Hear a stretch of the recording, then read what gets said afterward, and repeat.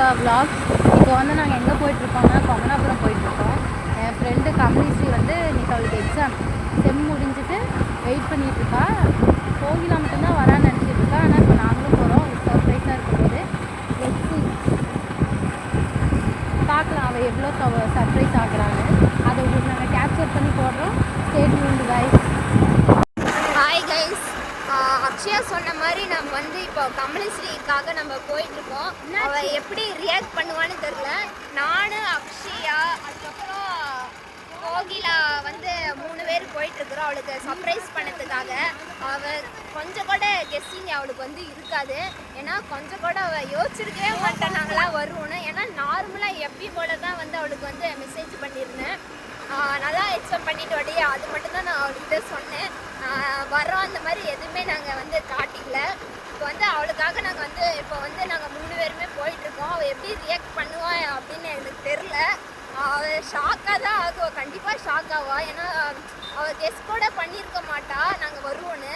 அதனால அது நாங்கள் அந்த இடத்துல போயிட்டு நாங்கள் கண்டிப்பாக கைஸ் நிறைய பேர்த்துக்கு ட்ராவல் பண்ணுறதுனா ரொம்ப பிடிக்கும்ல. இந்த மாதிரி இடத்துலலாம் ட்ராவல் பண்ணிங்கன்னா ரொம்பவே மனசுக்குலாம் நிம்மதியாக இருக்கும்.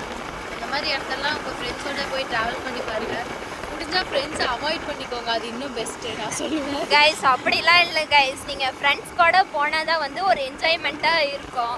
அதனால் கண்டிப்பாக ஃப்ரெண்ட்ஸை கூட்டிகிட்டு போகணும்.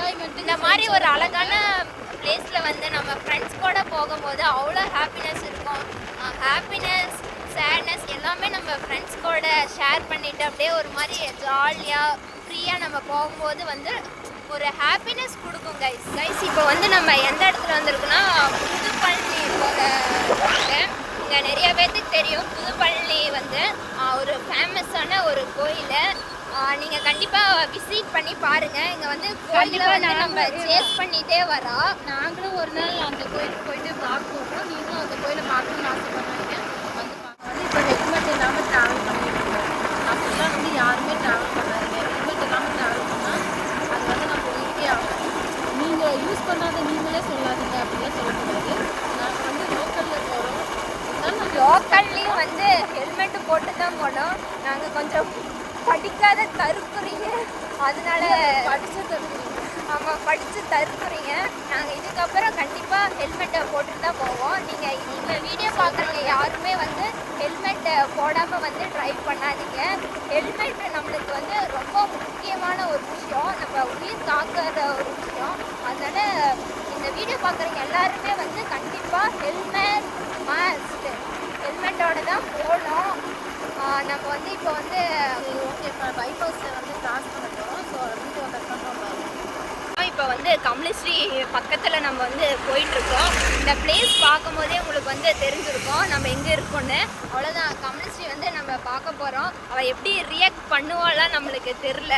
ஒரு மாதிரி ஹாப்பினஸ்ஸாக இருக்குது. அவளுக்கு சர்ப்ரைஸ் பண்ண போகிறோம். அவ்வளோதான், நம்ம வந்துட்டோம். பஸ் ஸ்டாண்டுக்கிட்ட தான் வெயிட் பண்ணுறேன் அப்படின்னு சொல்லியிருக்கா. எங்கே இருக்கா, அவளுக்கு நாம் சர்ப்ரைஸ் கொடுக்குறோமா இல்லை அவள் நம்மளுக்கு சர்ப்ரைஸ் கொடுக்க போகிறாளா என்னன்னு தெரில. எங்கே இருக்கான்னு தெரில. இருங்க கைஸ், பார்த்துட்ருக்கோம். எவத்தை வெயிட் பண்ணுறா அப்படின்னு தெரில. பார்க்கும்போதே வந்து நம்மளுக்கு வந்து தெரியும் நம்ம